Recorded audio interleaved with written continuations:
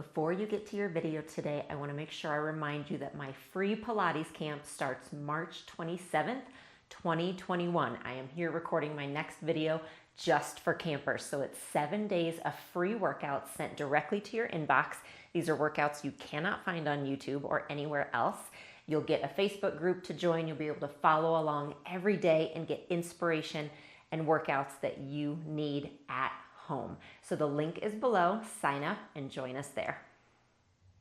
We are talking about exercise today and how much you actually need to stay healthy and to reach your goals. So this is a multifaceted question with many different answers, and we're going to try to approach it from all different directions. So the recommendations for physical activity for Americans is actually 2.5 hours per week of physical activity. So that's what the American Heart Association follows as well, is for their recommendations to stay healthy. So that means activity, and they don't define it. They say activity of any kind. So 2.5 hours per week. Only 1 in 5 Americans actually hit that number. So the first thing we want to say is that movement is essential for our health, and we all need to really look at how much we're actually getting. So those recommendations are kind of the baseline of where you want to start. And I think of it as just activity, like they say. So are you moving your body? Are you getting activity for at least a minimum of 2.5 hours every single week? What that's gonna do, it's gonna help your blood pressure. It is going to help prevent Alzheimer's. It's gonna help keep your brain and body healthy. It is gonna help with diabetes. It's gonna help with all of those things, okay? So that is one aspect, is again, at a minimum, at a baseline, are you getting 2.5 hours of activity per week? Then they and me as a physical therapist, I start to break it down even more.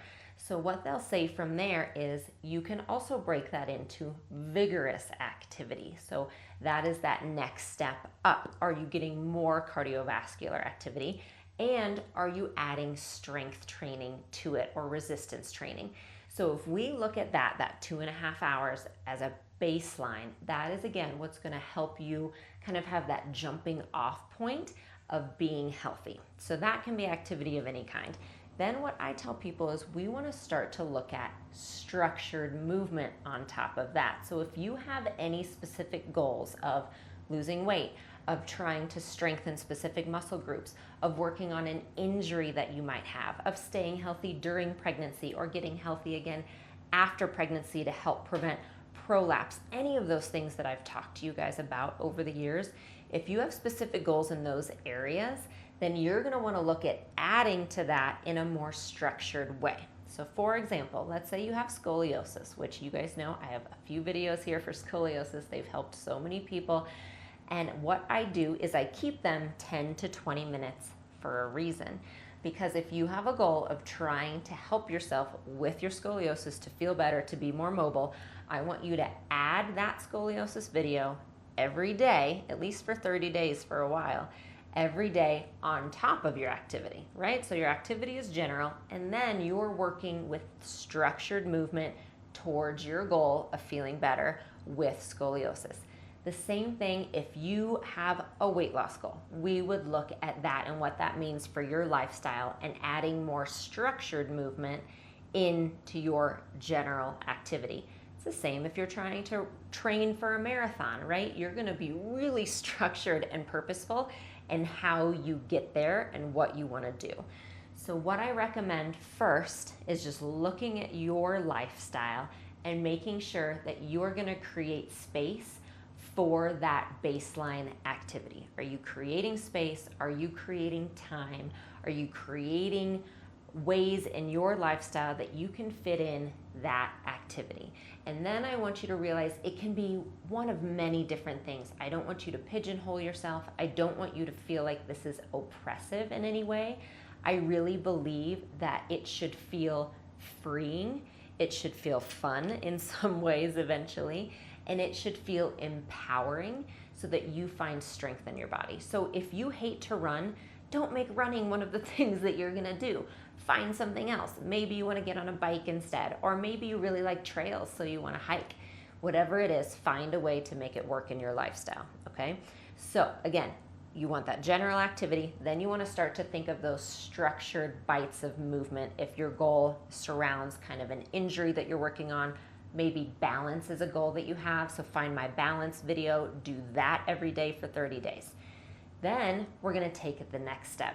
And you really want to add some strength training if you want to see changes and if you really want to up your health. I personally think it is imperative to have some strength training in your life. Even if, again, we go back to that marathon runner who's training for a marathon, you can be running 3 hours a day every day, and I still think that you need some strength training to cross train and to stay as healthy as possible. So if you're doing your cardio activity 3 times a week, I personally am going to ask that you add 2 days a week of strength training or resistance training. So that can mean Pilates on the mat. That can mean Pilates on the reformer. It can mean actually lifting weights at the gym.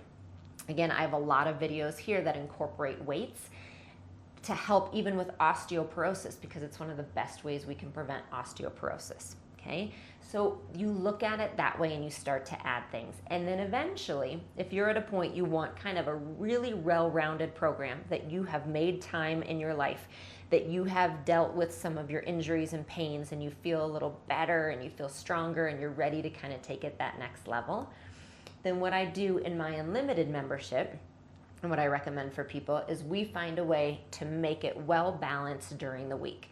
So what we have is we have 2 separate cardio days. We have 1 day of a high intensity interval training, so really to get that heart rate up and kind of help challenge our bodies. We have a leg day, we have an arm day, we have a stretching day, and then we have a rest day. And that to me helps us incorporate all of those things. And then any activity you do on top of that is just kind of added points and fun. So for example, for me today, I filmed a bar workout for my Pilates camp coming. And so that was kind of my leg and arm workout. I used some weights, I got some stretching with it. Then it's a beautiful day here, so we also went on a family walk. So we walked for an hour, I pushed the stroller uphill, I definitely got some workout, but to me that was more my activity piece. So I'm at a point now, I kind of try to combine both of those so that I get the activity that feels good, that lets me be with my family and chase after my kids, clean the house, but then I have that structured movement to make sure that I am staying strong, that I feel good, that I help my achy SI joint and those kind of things. Okay, so if you want more guidance with this, you have a couple options here with me at Jessica Valant Pilates. If you're watching this in real time, then on March 27th, 2021, we start my free Pilates camp. It's 7 days of free workouts sent right to your inbox, and these are workouts that don't ever come to YouTube, so they're filmed just for my campers. You get them straight to your inbox. You can do them at home easily, all under 20 minutes, so you can fit them in every day. And we have an awesome community and optional Facebook group if you want that inspiration and motivation. So that's one option, and the link is below. The other option, and I'll put this link below too, is to come over and check out my unlimited membership, where you do get that monthly workout calendar. You get every single workout I ever film is over there. Lots of recipes, tips, and tutorials. We get experts on to help give us interviews and expert workouts. So those are some great options if you do want that next step for guidance. Otherwise, just take what I mentioned here. Like I said, to summarize, I want you to look at your lifestyle. First and foremost, make sure that you're getting 2.5 hours every week at a baseline. Okay, that's what we need to make sure that we are really gonna start being as healthy as we can. Then look and see if there's any injuries or anything like that that you need to address and focus on. And you're gonna add that, maybe 10-minute little structured movement times every day.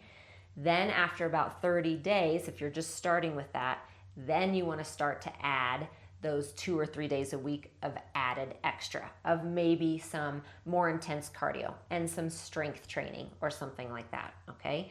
So make sure that you are taking the time. You guys know I don't believe in exercise to make it hard. I don't believe in it feeling oppressive. I don't believe in it giving us restrictions.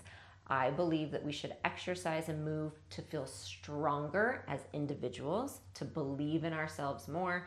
I find that when I really discovered that inner strength, it made me a better mom, a better teacher, a better everything else I did because I believed more in myself. And that is what I truly want for you.